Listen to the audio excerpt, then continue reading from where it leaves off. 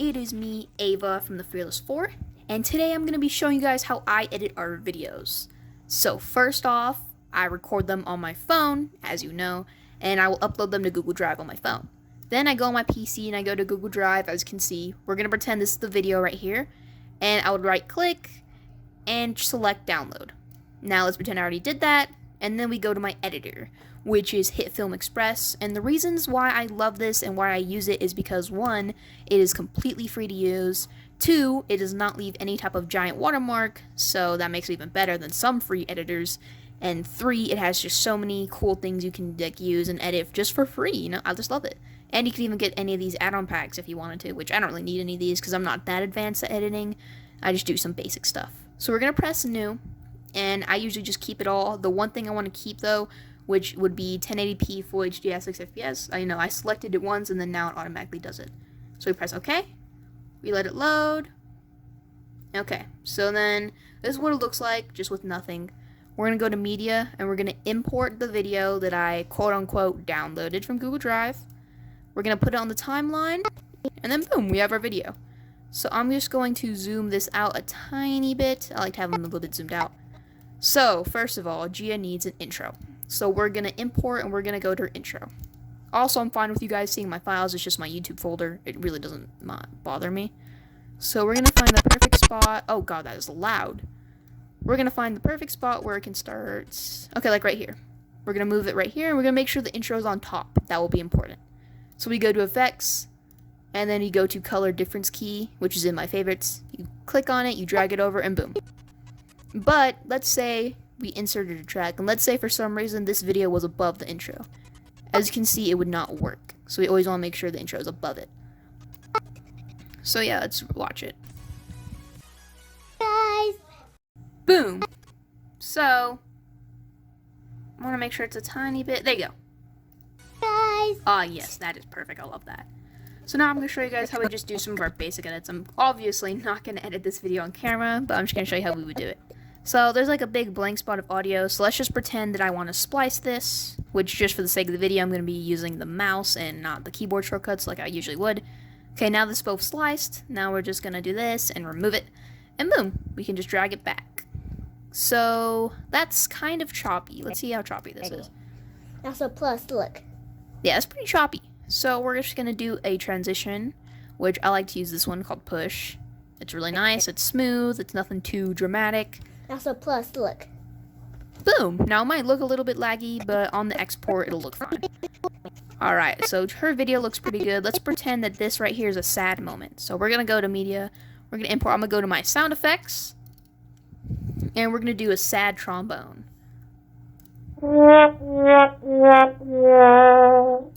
Perfect. We're just going to drag it like right here. This is the audio and these are the videos. So we drag on the audios. And let's turn it down a little so it's a tiny bit loud. And let's play. And hit the notification bell. Perfect, perfect, perfect. So yeah, that was such a quote-unquote sad moment. So that's pretty much all the basic edits that I will do. And next, we're just going to add her outro because we're at the end of the video. We're going to go back, Gia show outro, drag it at the end, and boom. Ooh, it is a bit loud, so we're going to bring that down just a tiny, tiny bit. Okay, so you want a nice transition to it. And the one that I like to use the most for the outros is this one called Fade to Color. So let's watch it. Boom, not even that bad at all. So you might see all this extra space on the timeline and be like, hey, how are you going to fix that? Well, let me show you. When you go to export, you hover over export now and you select contents. That'll make sure only the contents gets exported and not this blank black spot. So now it's exporting. And yeah, so I'm now going to be showing you guys what I would do if I was going to put captions on the video. Which on some videos I will choose not to put captions, but most of the time I do put the captions. So after this is done exporting, what I would do is I would, put it back on Google Drive so I can go to my phone, and then I'll show you the rest. Alrighty, hello guys, I am back, and the editor that I like to use to put our captions is KindMaster, and it sadly is not free. You will have to pay for it, or else it'll be this watermark in the corner. So there are a bunch of other free alternatives you could use. The one I would recommend the most would be InShot, because you can put text, and it's pretty easy for text. So anyways, we're just going to press new. The aspect ratio always has to be 16:9. And then I'm just going to pretend as if I'm going to put the video that I already exported from Google Drive. So we're just going to select her room tour video, which obviously is unedited. But what I would do is I would just press layer, text, and then type the text that I would need. So I'm just going to pretend she said hi. And then what I do is I adjust it a little. I make sure it's middle. I bring it down. I would change it to pink since that's her color. And then I add an outline, of course. And that's usually all I do, but sometimes I change up the font. So the one I like to use the most is Quicksand Medium. I just think it looks really nice. And then yeah, but what I do is I minimize this a lot. I select the text and I bring it over the entire video.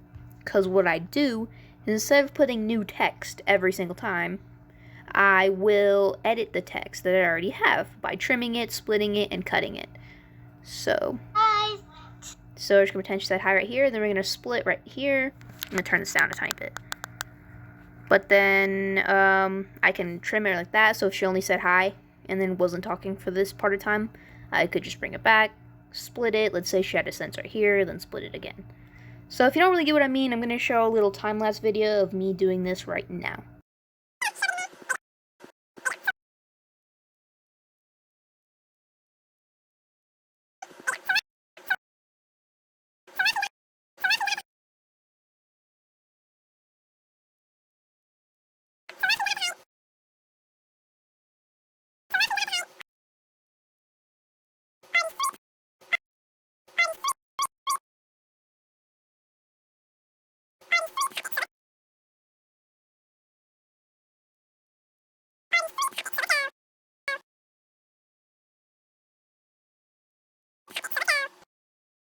So yeah, that's what I mean.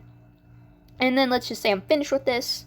You press this little share button, and then I would export it. We're just gonna pretend that it's already exported. I don't know why the cancel's not working, but I just close out of that. Then I go right back up to YouTube. Since it's Gia's video, I press the middle. I make sure I'm logged in as Gia.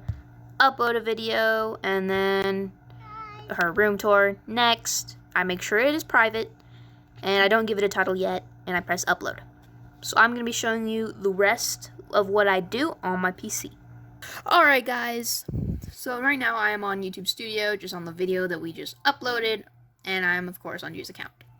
So I just gave it a basic title and description. I'm going to keep it private for now because I'm not uploading this. And now we have to make a thumbnail. So I'm going to show you guys how I do that. So I go in a new tab and I go to this website, PixarX. I love it so much. It's just so great. So the first thing I'm going to open up is going to be the YouTube thumbnail template to make sure that whatever background I choose is the right size. So next, I add another image, which is going to be the actual background for the thumbnail. So for this example, we're just going to pick this nice green and black one. Perfect. So now Pixar will automatically make it where it fits. So now I know this will be the perfect size for a YouTube thumbnail. So I'm just going to lock it in so it doesn't move or anything, so I can't select it now. And then we're going to add another image. We're going to go to my transparent images, which I love these because they're perfect for thumbnails. We're just going to select one of the Gia cutouts. We'll just do this Gia cutout. Now you might see that it's hidden. You got to bring it above, and boom. So I'm just going to adjust this a little, like how I would for a normal thumbnail. Okay, boom. Next, we're actually going to add text. Add new text. So I have to bring that above as well. I'm gonna shorten it out a little bit, but make it a tiny bit bigger. Okay, so now we're just gonna say Gia's room tour. Alright, so we can bring it down just a little bit more. Maybe make it a tiny bit bigger. And boom. But we don't want this ugly font. So we're just gonna quickly pick out a nice font. Oh, I like this font. Let's see what this one is. Come on. Oh, God. This font, it looks pretty cool, and I've never really used it, so sure. Can bring it up a little. Okay, we're going to bring this back. You know, do some minor adjustments. Perfect. So next, I always love to add an outline, but it gives you this gray little color. We're going to make it a dark, dark black. And I'm going to make sure it's a small, not really that noticeable, but kind of there background. Outline. And then we're, of course, going to add a shadow. I don't know why I just did that. And, of course, the color needs to be this dark, dark, dark. Okay. I don't really want the blur that big. Okay, how about that? Direction. I like to have it facing this way for some reason. I don't know why. And then the opacity, you can make it super dark, but I usually like to make it a tiny bit subtle, so you know it's there, but it's not like super, super big and noticeable. So, okay, that's good. And yeah, everything about this looks good. So yeah, I like it. I think it's good. We're just gonna save as Gia's room tour thumbnail. Download. Of course, save it in the YouTube folder. Upload the thumbnail, go to YouTube, and where's it? Right here.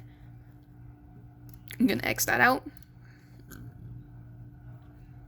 And then boom! It's perfect. So yeah, that's pretty much all I do. My editing is definitely not that advanced, but I think it's quite nice. One last thing. I'm gonna go to the YouTube video editor. Actually, no. The way I usually do it is I just press end screen right here. And we need to make sure our outro is actually functional. Oh yeah, we didn't put an outro on this. Okay, I just completely forgot. We're gonna pretend the outro starts like right here. I usually import it from like her other videos because her other videos have the same one we use. And let's just say it starts like over here. And then boom. So the end screen will start right here and it'll actually see it. And then we can just save it. And boom, that's all I do to edit our videos. And yeah, I hope you guys enjoyed. I'll see you guys later. Peace out.